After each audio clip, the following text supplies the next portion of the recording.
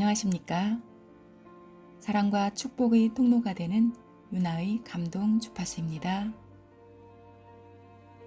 우리는 우리의 궤도를 최선을 다해 돌고 있으며 세상은 살만한 아름다운 곳입니다. 어느 곳으로 가든 여행은 우리를 한 뼘 더 자라게 해 줍니다. 삶의 의미를 찾는 사람들에게 따뜻함과 위로를 주고자 공지영은 수도원 기행을 썼습니다. 오트리브 수도원 가는 길. 루치아 아줌마는 우선 시내에 나가 프리브로 구경을 하고 오라고 했다. 그리고 돌아와 점심 식사를 하고 나면 될 거라니까. 아무 걱정 말라고. 기껏 프리브로 시내 구경하고자 여기까지 온 거 아닌데 싶으면서도 아침 식사를 마치고 때밀리듯 길을 나섰다. 가벼운 배낭을 하나 꾸려 프런트를 지나려는데 한 청년이 다가오더니 내게 12장짜리 버스표를 건넸다. 장 신부님이 아침 일찍 일하러 나가시면서 버스표를 끊어주셨단다. 나는 잠시 말문이 막혀 그 자리에 서 있었다. 이른이 다 된 신부님이 어제 우리와 함께 밤늦도록 술을 드시고 아침 일찍 들판에 일하러 나가시면서 이런 작은 일에까지 신경을 써주시다니. 버스 정류장까지 걸어가는 길은 아름다웠다. 서양 사람들이 우리보다 키가 크듯이 우리나라 가로수보다 키가 큰 플라타너스엔 아직도 낙엽이 지고 있고 정갈한 포도와 멀고 큰 알프스 배경을 한 나직나직한 하얀 집들, 아니 아름다운 풍경이라면 나는 다른 곳에서도 많이 보았다. 그런데 오늘 이 길은 특별히 아름다웠다. 멀리 흰 눈이 덮인 이마를 드러내고 있는 알프스도 예전에 내가 보았던 바가지가 판치던 그 알프스가 아니었다. 엄밀히 말하면 알프스에서 이전에 내가 겪었던 일을 바가지라고 말하기는 힘들다.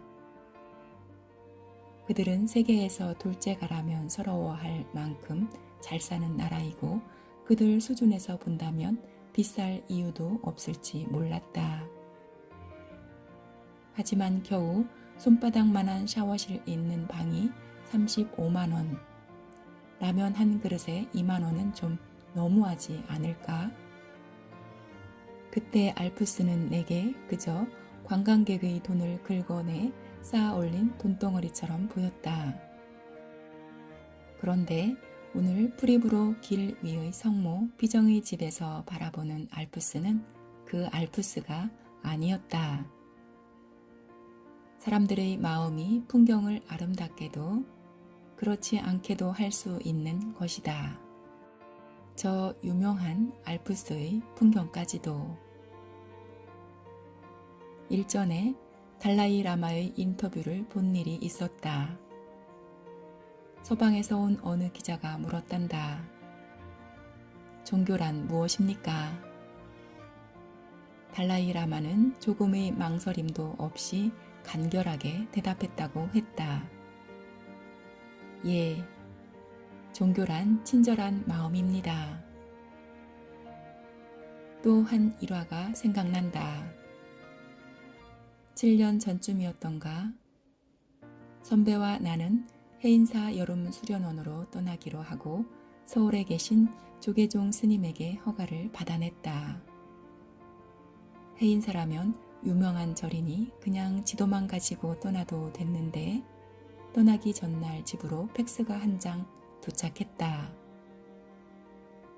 잘 다녀오시라는 간단한 인사와 함께 해인사로 가는 길의 약도가 상세히 그려진 편지였다. 나는 운전을 하고 선배는 그 약도를 읽어주고 그러니까 구미 인터체인지를 지나 다음번 국도로 우회전하십시오. 우회전한 다음 3km쯤 가면 뭐뭐 상회가 나오는데 약간 작은 골목이지만 그리로 들어가 큰 길을 만나거든 거기서 주유소 쪽으로 좌회전 하십시오. 비보호로 좌회전을 하니 특별히 조심하셔야 합니다. 이런 빽빽한 편지였다. 그 편지에 쓰인 대로 길을 가다가 기독교 신자인 선배가 문득 말했다. 예, 이런 걸 보고 불심이라고 하나보다. 감사한 심정으로 버스표를 받아들고 시내로 나갔다. 신부님이 일러주신 대로 시청 앞에서 길을 내렸다.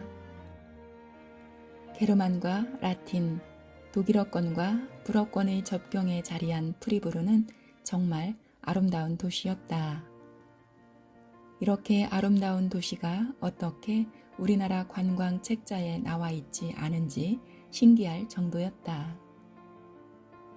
중세의 영화를 찍는다 해도 전혀 이상하지 않을 만큼 보존이 잘 되어 있었고 깨끗하고 작았으며 그리고 친절했다. 3시간을 걸어 다니면서도 전혀 다리가 아픈 줄 모를 정도로 시내 곳곳은 유적으로 가득했다. 성 모리츠 성당 앞이었을 거다. 웅장한 교회가 있기에 문을 밀어보았더니 잠겨 있었다. 하는 수 없지 하고 돌아서려는데 어떤 중년의 여자가 다가오더니 이 교회 보실래요? 한다. 얼결에 그러겠다고 했더니 성당 사무실로 우리를 데려가 사람들에게 인사를 시켰다. 우리는 계속 얼떨떨한 기분으로 그들과 인사를 나누었다. 어떤 남자분이 내려오더니 예수님의 얼굴이 찍힌 상본을 선물이라고 주신다. 그러고는 잠긴 성당의 문을 열어주며 천천히 구경하라고 하신다. 한 10여 분 동안에 일어난 일이라 어리둥절할 수밖에 없었다.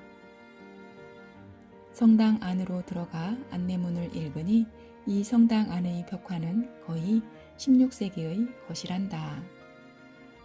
성모상에도 금이 씌워져 있으니 문을 잠가 놓은 이유를 좀 알 것 같기도 하다.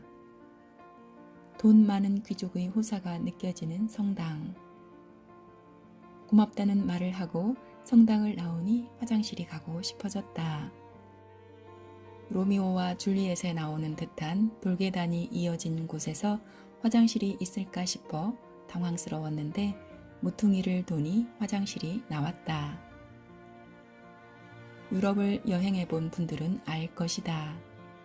유럽에 가면 화장실 가기가 얼마나 힘든지.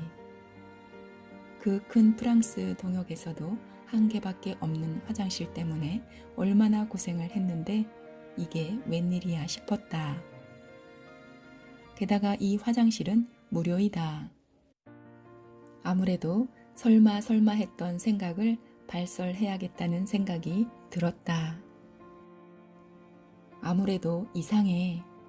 가는 곳마다 날씨가 좋고 망설이고 있으면 누군가가 오잖아. 와서 안내해주고 화장실 가고 싶다 생각하면 화장실이 나타나고 하느님이 이렇게 자상하신 분이라고. 이제 봐. 남은 기간 동안 이보다 더한 우연을 보게 될 거야. 바로 그게 하느님의 손길이라는 걸 느끼지 않고는 못 베길 거라고.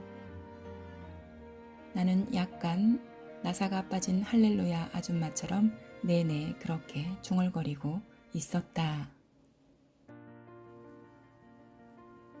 우리는 우연히 선물을 만납니다. 좋은 인연을 만납니다. 그리고 거기서 새로운 출발과 새로운 기쁨을 만납니다. 그리고 거기서 따뜻한 자신의 마음을 만납니다. 그리고 우리는 나 자신을 더욱 사랑하게 됩니다. 공지영은 다시는 그렇게 간절한 기도를 바치지 못할 거라는 것을 안다. 그 기도는 이것이었다. 나는 자동차 안에서 아무도 없는데 아무도 없는 것을 알기에 목젖이 보이도록 악을 썼다. 주님, 주님, 어디 계세요? 그러고 나서 나는 더할 수 없이 큰 소리로 울었다. 그때 나는 이런 소리를 들었다. 소리는 침착했으나 너무나 오래 자신의 차례를 기다렸다가 이제야 이름이 호명된 자 특유의 격정을 억누른 듯했고, 그리고 이런 표현이 허용된다면 얼마간 울먹이고 있었다. 가까운 곳에서 들려온 마음의 소리는 이런 것이었다. 나 여기 있다, 얘야. 난 단 한 번도 너의 곁을 떠나지 않았다. 한 번쯤 들어보았을 음성에 마음이 따뜻해집니다. 오늘도 우리 곁에 함께 하시는 신의 음성과 함께 하시길 축복합니다. 오늘도 유나의 감동 주파수였습니다.